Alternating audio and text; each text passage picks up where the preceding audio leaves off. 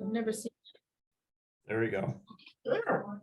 Okay, so let me just get set. I think I'll be able to just get this going right away with my excellent technical skills. There you go. And now, just need to get to the slideshow.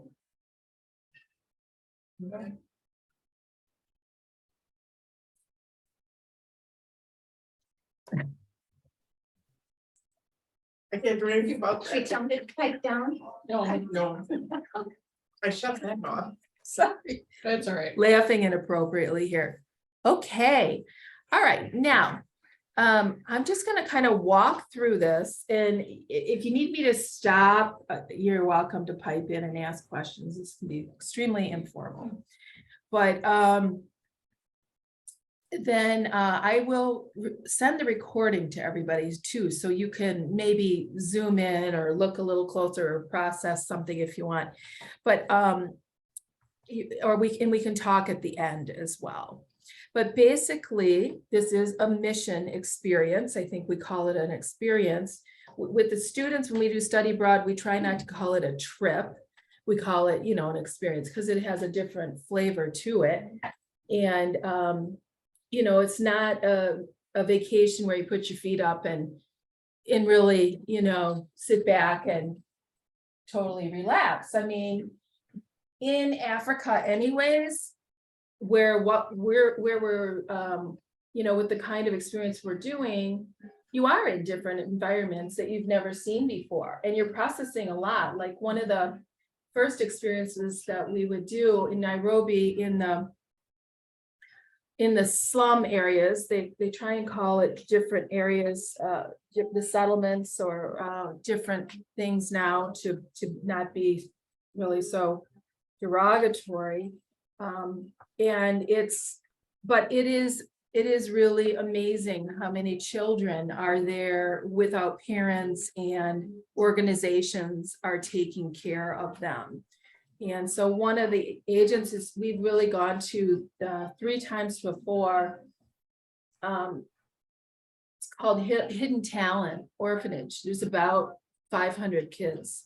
Wow. And you see them all ages, and somehow the director has such philosophy, faith, that you find the hidden talent in each child, and really, let them lead the way as to whether they're going to specialize in soccer or acting or music or whatever, service, whatever. But it's really an amazing place. And that's what this picture is, where you see us dancing in the corner there. They all came out, not all, but a lot of them came outside and played music. And so we were just all dancing. And, it was just really an amazing experience. So that's really one of the first places that we go. And then this other little picture down here. Doing okay? Yeah, Good. thank you, I'm Joe. heading out. Brandon and Sherry are out front. So Okay. Thank Thank you. you. Have a good night. Bye. The other little place is, it's a cultural center where you go and you walk around, and then there's a kind of a dance exhibition hall that we will go to. But it kind of gives you a sense of how different places in Kenya have lived in the huts and the different areas too. So it's just a nice cultural center. But this is really, I think, for most people, like your friend said, Paula, it's a pretty life-changing experience.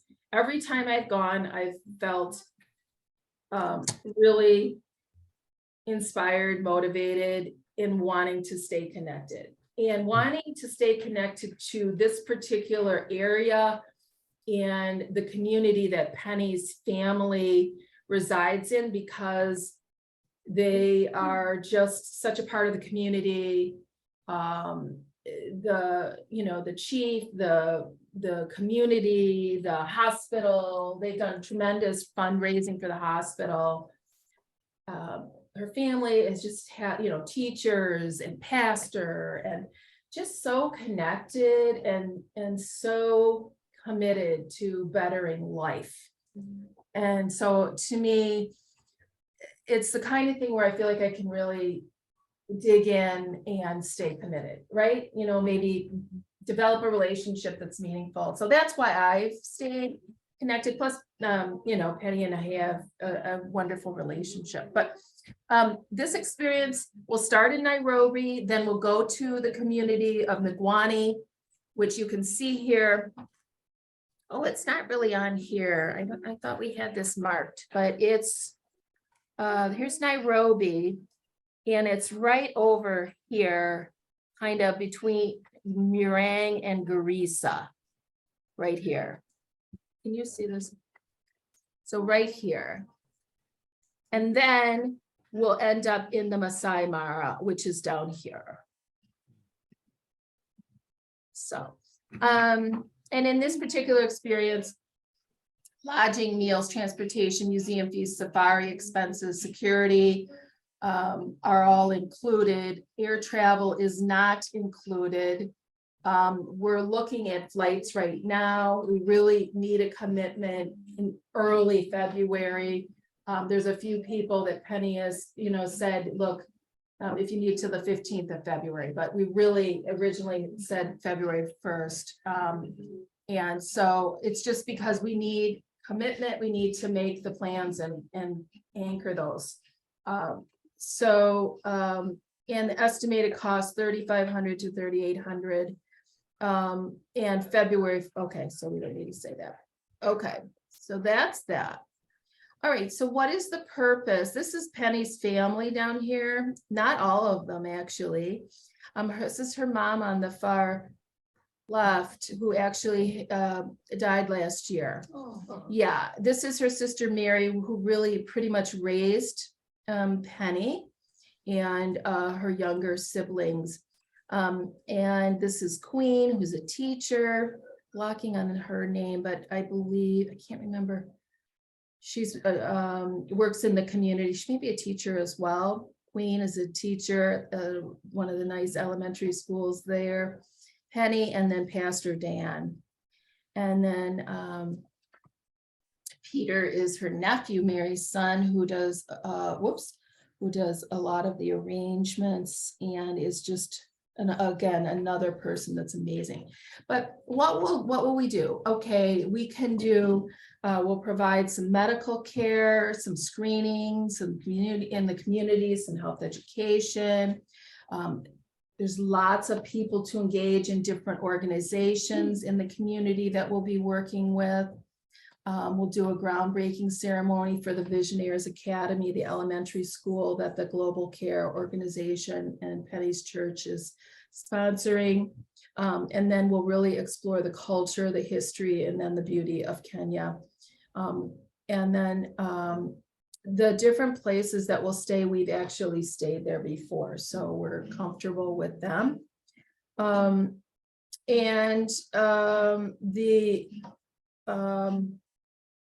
think I've said all this. Okay. Now, And Carol, yeah, I always forget what Penny's other life is. She's the pastor, or she's somehow a tribal. she's a pastor. They call her something different in their church, but I can't remember, but she's a spiritual leader in their church in Milwaukee. And every time that we go, Penny does a guest sermon at her brother's church.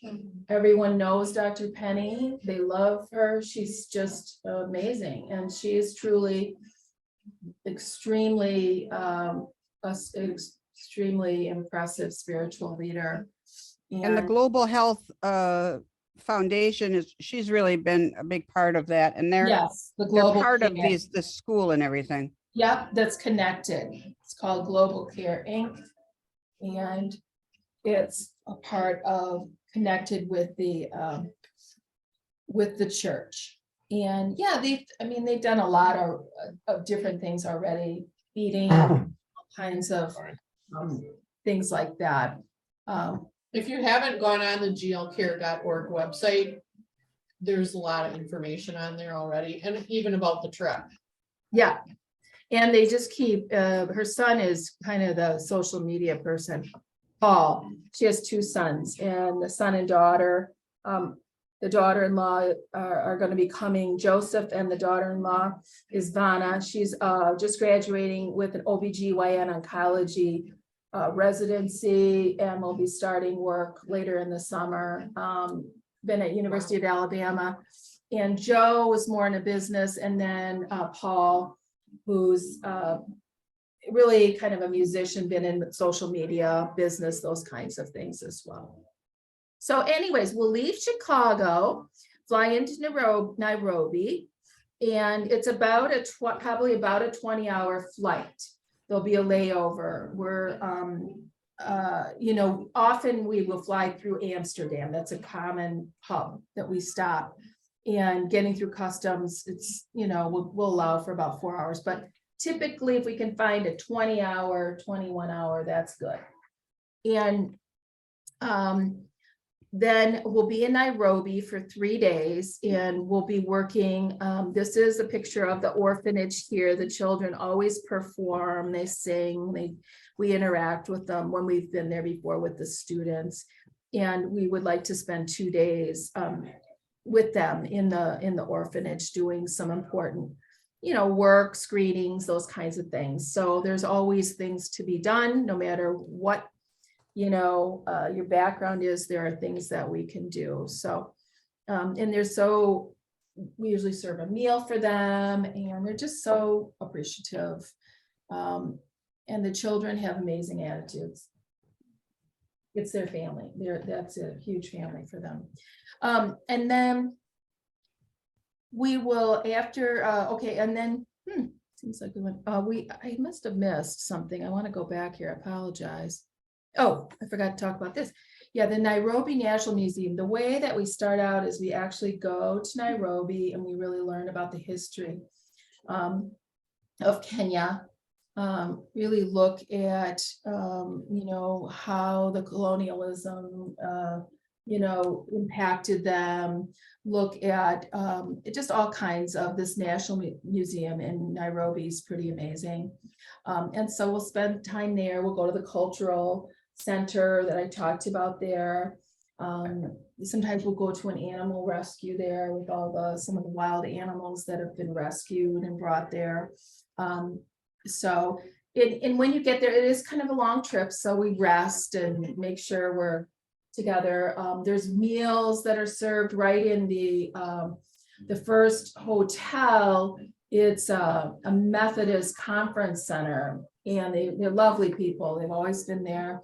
You have nice warm towels whenever you come in, you wash your hands, and they have a really lovely big dining room that you sit in, nice pool. And just that'll be kind of our home base those first 3 days. All right, and then we will go out. We'll take a bus to Migwani. It's about 4 to 6 hours. It's near Mwangi if you're looking up on a map. And this is where the academy is going to be. And we'll do a groundbreaking ceremony out there on one of the first days. And then this is just a picture of playing soccer when we went. The kids just love to play soccer. So this is one of Penny's brothers just out there playing soccer at the school. So, there's always time to interact. They've got cows all over here and just amazing. So then we'll spend time on Sunday at the church, in the community center. This is one of the centers where families with people with disabilities come, and they really look forward to the visit and interacting with us each time that we come. And then this was a different community center. So there's always different groups to interact with. And there are just, lots of things that we can do. We can teach, we can help do different things in these community centers. Okay, then this is the following day on Monday, where we'll go to the community dispensary. This is where the community clinic is.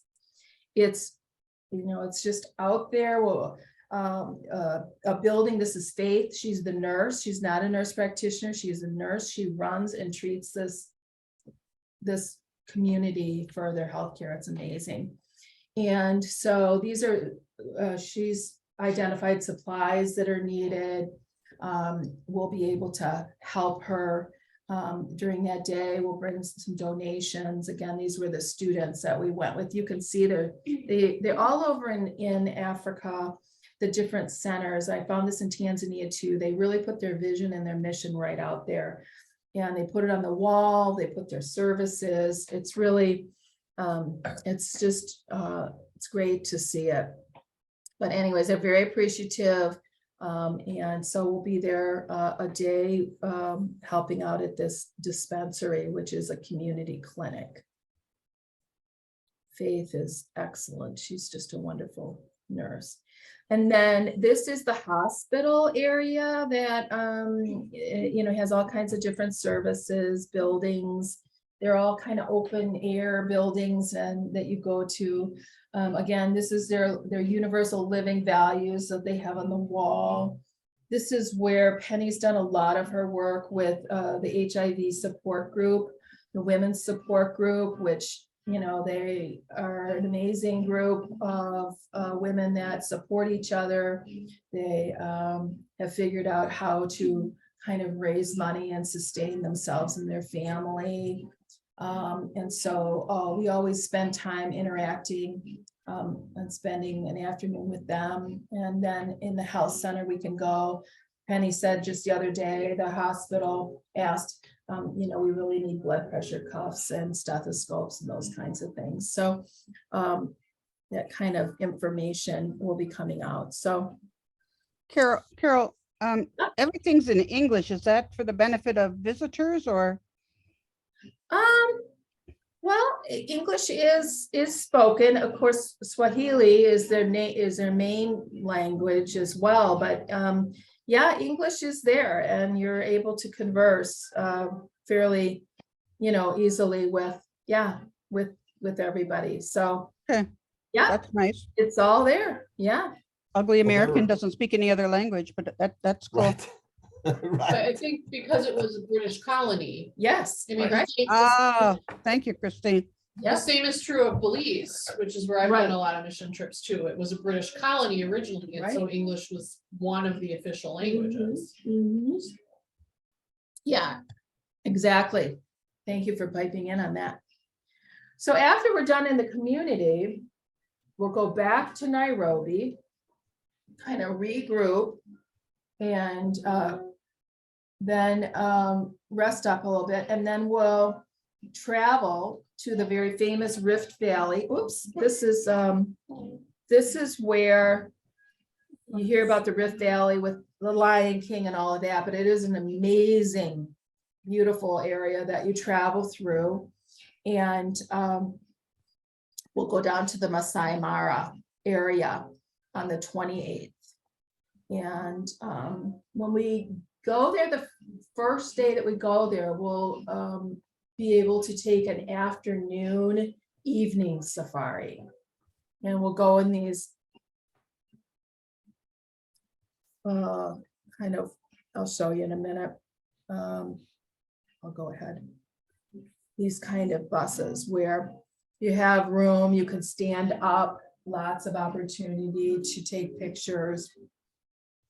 Both times we've gone, we've been in this kind of a vehicle rather than Jeeps or whatever, but it's great. And the people that take you out are so knowledgeable, and they're all on walkie-talkies, and they're always like, okay, we've got, lion family here, and we've got we got a leopard up in the tree here, so you'll see people just going.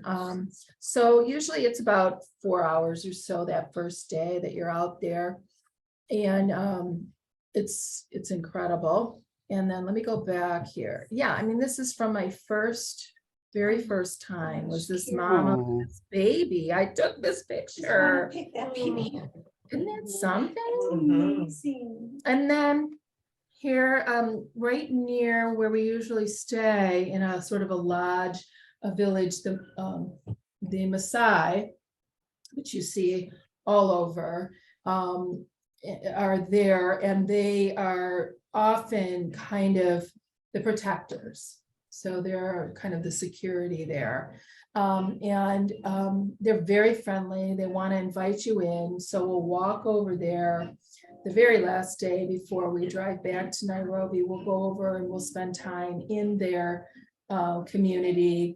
They want you to come in and see their huts and, just really experience what it's like for them. They talk all about their customs and they're very friendly. They're very humorous. They tell you really about how the men, the young boys go out and live in the park, the national park, and how they learn to jump. They jump really high. They jump up, and there's just a lot of sort of tradition and customs that are just so interesting. And then, of course, they make a lot of things, and then they do want to sell them in different areas. And so, but that's a really amazing experience. And I've been to a couple of different Maasai villages. And there's a second full day of safari, which we'll get up and do, pretty much have a packed lunch and spend the whole day in the Maasai Mara. And it should be, at the time we're there, is the migration. Should be, we're hoping. That's one of the key things, is the wildebeest coming from the Serengeti up to the Maasai Mara, where for water. There's a couple migrations each year, and they're big. Climate change has kind of messed with this, but we'll see. That's the time that you're there too. Yeah, That's why we're going. there. yeah, because of For the the great migration. migration. It's amazing. You cannot It's- believe it. You can literally see things green up and then just the wildebeest. And there's Yeah. so many of them, you can't even believe. And the wildebeest, when they travel from the Serengeti to the Maasai Mara, all these moms are pregnant, but they don't give birth until they know they're in the Maasai Mara. And then they all kind of give birth within a certain day or a couple of days. Wow. It's like they're all programmed to make the trip, then give birth. And so a couple of times I was there and actually we saw the new baby wildebeest. It is a good time to go. It's also when it's a time of year when a lot of people also go to Kilimanjaro to climb. And so they often will fly into Nairobi and go down to Kilimanjaro that way. So these are just pictures of, taking, I mean, the last time I went, the first time I didn't remember a lot of giraffes, but a few. The last time we went, it was like there were giraffes coming out of our ears. We Wow. could not believe it. And so many zebras and so many different antelope and we did see each time we did see a rhino. They tend to be way up they're very shy and they tend to be way up in the hills. But we did see that. Lots of elephants, monkeys, just so many. And then we'll make our way back to Nairobi and we can go to the markets and kind of do some things. Always places, we'll strategically have places to buy things and so forth. And then kind of get reorganized. This is in Nairobi. I mean, you do see zebra. It's like you come from the airport and you see the zebra out in the fields and something else. And then, then we'll get organized and relax and regroup and time to go back. So what questions do y'all have? I Oh, can, How about, going to, of course, I like to shop. So going to these markets, I mean, is it, you gotta exchange money or do they like dollars or? yeah, we do exchange money along the way, yes. And you can barter, absolutely there. Yeah, I mean, it's important to have security with you in the market so that you don't kind of just wander off and get taken advantage of. So we do, that's one of the expenses in the trip is that we do always have security with us. It's just how they do things there, okay? Sure. Yeah, I mean, you can buy fabrics, whatever, you can buy beaded things, you can buy paintings, there's just all kinds of different things that you can buy, but we exchange money at different places and times, yeah. I did actually already ask at my bank, which is Chase. And they just need like 2-3 days notice and they can get the Kenyan shilling. So I could potentially exchange before I left and then exchange when I come back, if I choose to do that. It's very much a cultural experience. It's a lot of interacting with the people and really, understanding their way of life. And it's so spiritual and their daily lives are intertwined, very, very religious people.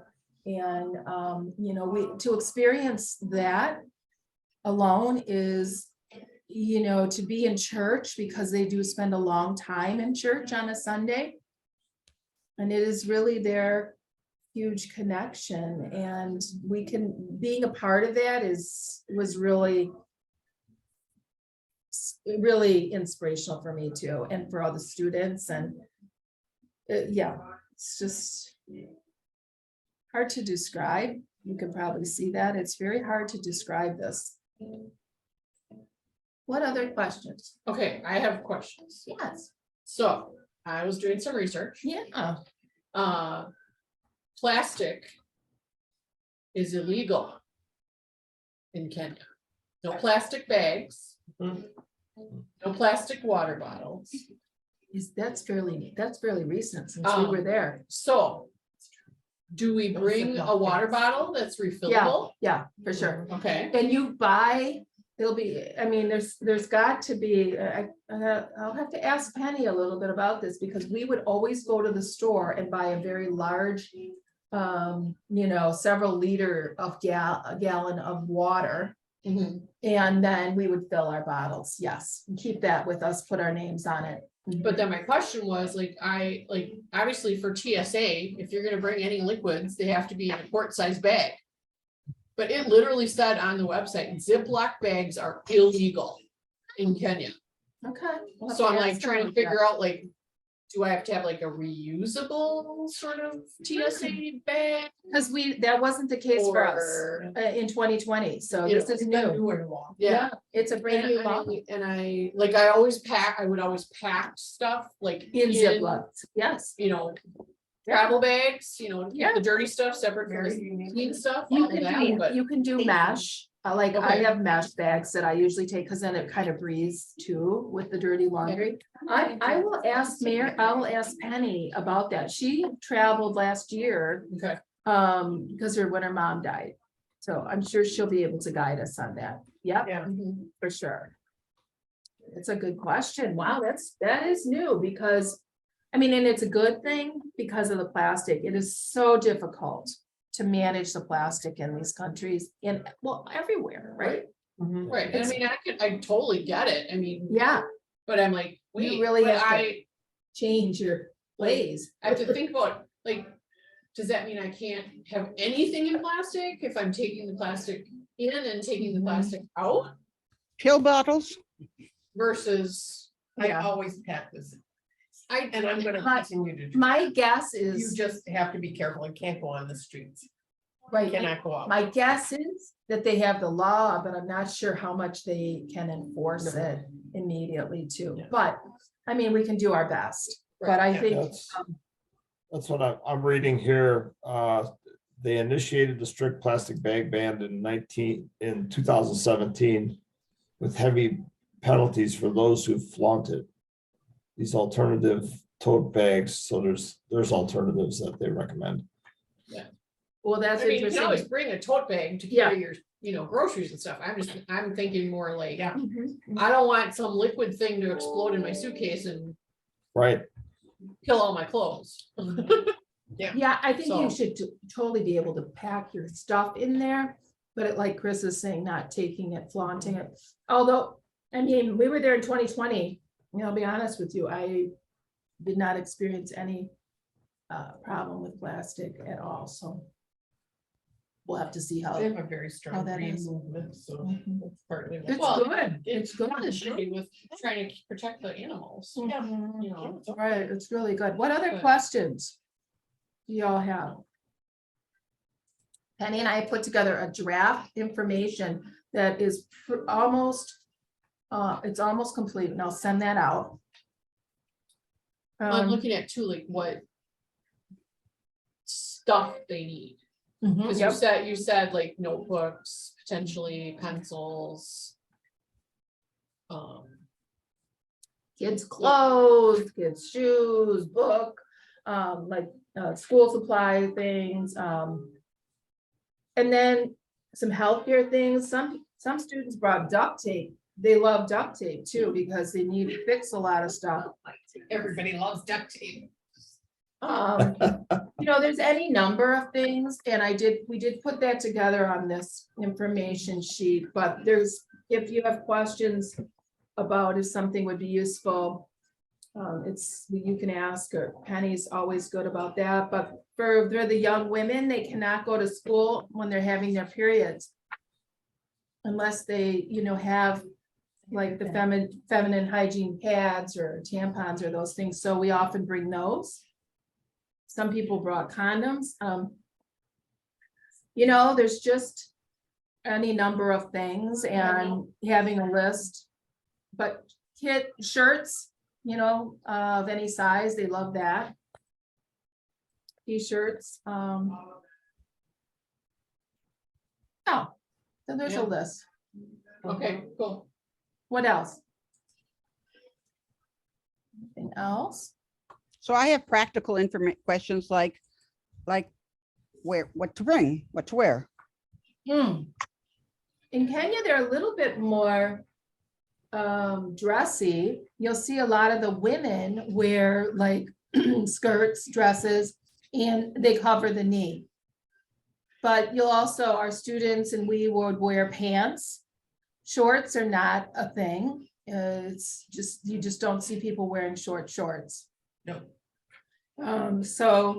Longer skirts, pedal pushers, or what are those called? What do we call them? Capris. Yeah. Capris. So I mean, I think it's good to have layers of, sort of swift dry. Yes, next Thursday. See you. It was also recommended to have a gaiter. Yes. When you're going on the safaris, it's very dusty there is. and you either breathe in a lot of dust or so I pulled those out. Yep. I've also ordered they're called technically fishing shirts. But they roll up and they're lightweight to put over. Yeah, like Yeah. Tencel. Yeah. That kind of breathable Mhm. fabrics. Do we need to get mosquito netting? They have mosquito netting on the beds. Okay. They put them up at the top and then you kind of Yeah. tie them up during the day, or the housekeeping ties them up. But mosquito netting is pretty much on all of the beds. I've never not had it, Okay. and that's important. And you definitely do need, some kind of mosquito spray, bug spray, sunscreen, a hat. And we have a list. So what I will do is send that out. I'll send this document that we created that has some things, even a couple recommended books. It has a day-by-day itinerary listed, date, where we're gonna be, those kinds of things, the focus of the day. So I'll send that out. And And do you want to mention vaccines? yeah, so vaccines I was gonna too. ask. Yeah, yellow fever and then just the standard, our standard things that we're all up to date on. COVID too, it'll be interesting, and again, I'll ask Penny, we were gonna go back on to see, I don't know if there's any testing requirements yet, or if they've gotten rid of them, so I'll have to look at that, and I'll put it on the sheet. But it's pretty much the yellow fever, and What you about malaria? malaria, anti-malaria meds is important. And you can get a lot of different kinds. Sometimes people have to go to the travel clinic. My primary's always been really comfortable with it. And there's a number of different kinds that you would take, and it just really, you kind of have to work with your doctor on that, because sometimes if you have different conditions or whatever, they want to use one versus another. But again, that would be important. That's important to have all that, and documentation. They want to see that yellow card with the yellow fever. So I just keep it right with my passport, and my COVID card is with my passport too. But we'll have to see if Kenya still has any kind of testing requirements. We had put on this list to bring several, I would say 2 to 3, maybe 2 to 4 home COVID tests, just so we have those. Masks, I think, would be good, important and good. Again, the gator, when we were traveling on these dirt roads, it can be dusty. It can be dusty. So Paula, for you in particular, making sure you have a scarf, a gaiter, whatever, Face mask. a face A face mask mask would would work work too. I found that really helpful, yeah.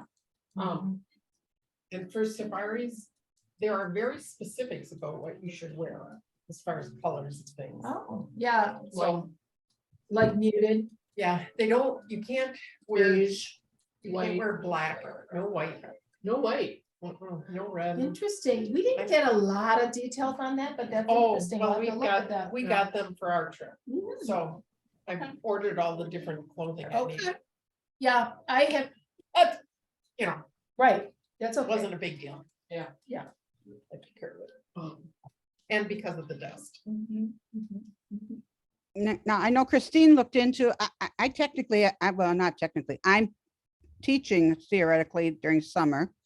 So Christine Okay. said that there was going to be electricity at every stop and Yeah, some I never kind of had Wi-Fi? trouble getting on Wi-Fi. okay, They use their smartphones over there like nobody's business. That is really how they operate with all their business and everything. So we never were without Wi-Fi, those things. I mean, at least at night, right? At night. And then you have you'll have to figure out with your cell phone what service capabilities So you I'm have. gonna recommend. There's an app. For smartphones called WhatsApp, Mhm. okay? And this is a communication tool that in Belize and El Salvador. This is how everybody communicates. Yeah. Cause it's free texting, it's free. Yeah. Phone calls. I can call somebody in Belize on WhatsApp right now, Yeah, and I would not get charged a thing. Uh-huh. yeah, Video calls, all of that. yeah. And that's pretty much what we did. We also Thank did you. a group chat so that everybody was connected. Thank you. WhatsApp is pretty much what I use internationally too. I do that. our with- friends would talked about that. They, in some of their small group travel, that they had a WhatsApp group or whatever, and they could Yeah. keep track of what everybody was doing and Mhm. Yeah, Yeah, it's works really well for international. Yeah, I had to download it when we were in Egypt. yeah, I've used it for many years and it works really, really well. Oh, that's great. Okay, yeah, so I don't worry. I mean, we were teaching too, like when we were there for the study abroad, so. You know, in the evening, a lot of, you know, Penny and I would kind of connect with our classes and stuff like that. So that should not be an issue. I'm excited. I already sent my deposit in. Yeah, so this goes to the foundation, Carol? It goes to the global care, yeah. So that Global GL care. care, Yep, and I'll send that, we'll put all that in the information, the mission, details. I'll send that. Yeah, I mean, we would like some kind of a commitment, really, I would say by February 15th at the very latest. Earlier is better. We had originally said February 1st, but with a few more people that are just kind of looking at it, we've, you know, extended a little bit, but we do really need to get in and look at and get things going. So, How But about I'll- travel insurance? Do you, yes, that's another recommendation. It's important that you have a medical insurance policy, because your insurance will not cover you overseas. And then it's also trip insurance for the actual trip, airfare, those things, if something comes up. It's really important.